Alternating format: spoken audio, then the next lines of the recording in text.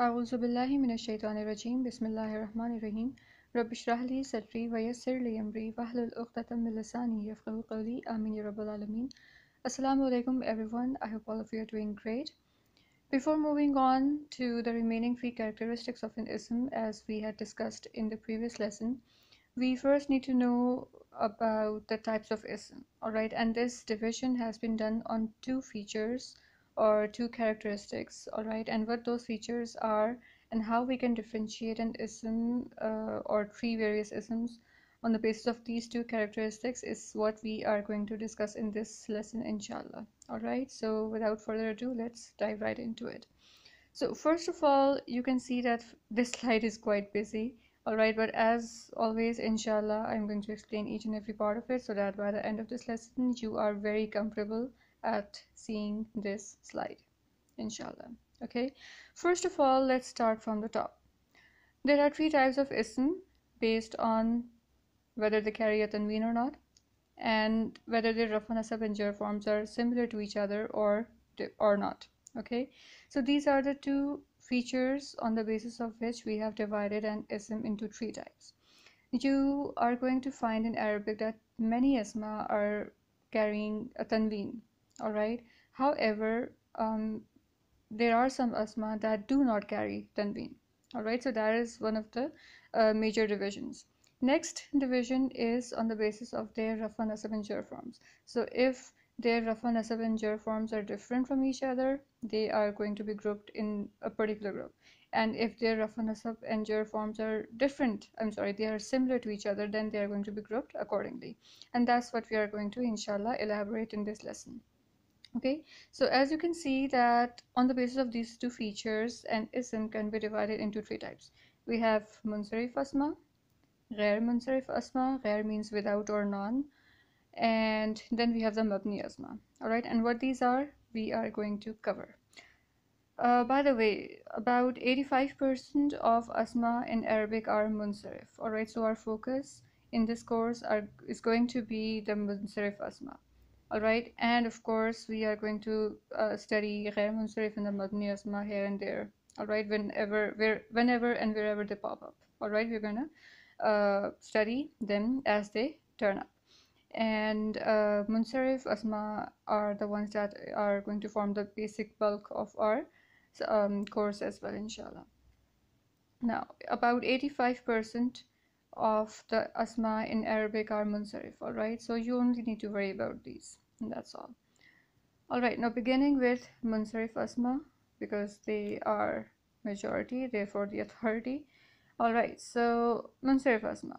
First of all, the first feature that differentiates these various kinds of asma is whether they carry and whether an ism carries tanween or not. So all the munsarif asma in their default root word state do carry a tanween.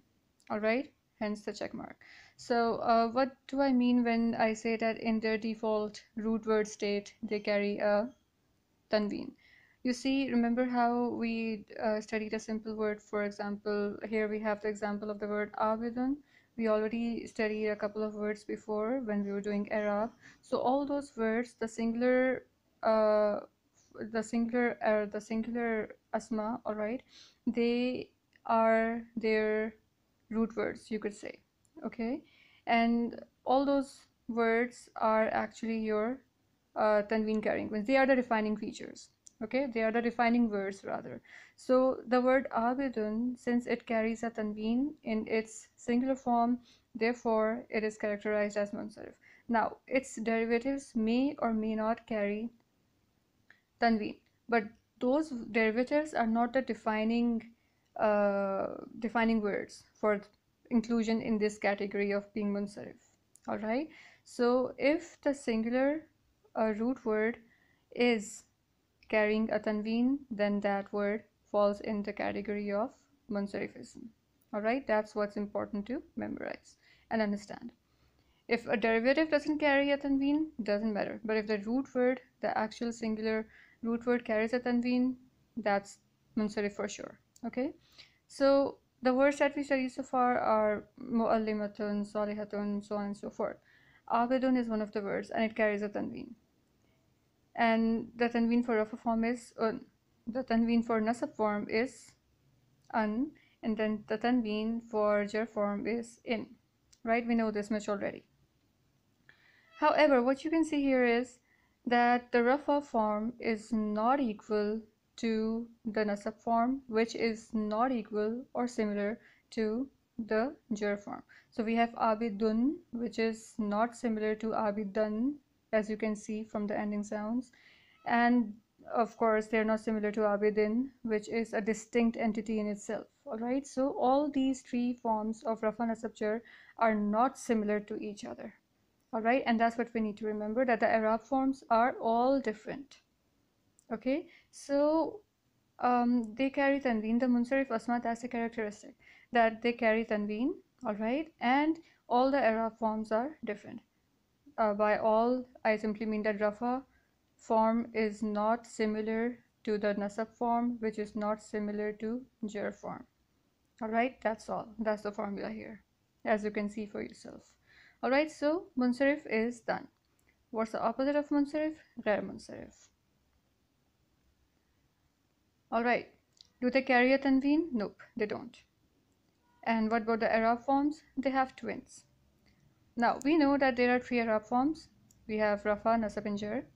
And out of those rafa, nasab, and those three forms, if there's a twin, all right, if there are two pairs that are similar to each other, that are identical to each other, then what does that mean? That simply means that out of these three, two are similar to each other and one is different. So the rafa form is the different and distinct one, as you can see, and the nasab and jar forms are similar.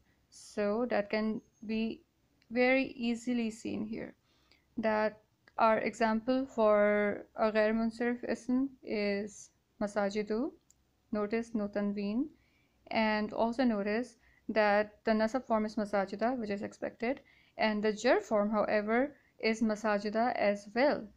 All right, which is not expected. You would expect it to be masajidi, but that is not the case. All right, so it's masajidu, masajida, masajida, and not masajidi. All right, that would be incorrect. That's the reason I like to call, or rather explain this topic as calling these two in ghair munsarif form as twins. Okay, so that's what. And these ghair munsarif asma form about, I don't know, about 10% of the asma. All right. So, and once again, we are going to come across these very often. All right. And then we have the last group, which is called mabni.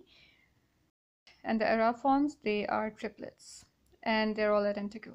Okay, so rafa form is equal to nasab form, which is equal to jar form, which means, for example, we have the word haza.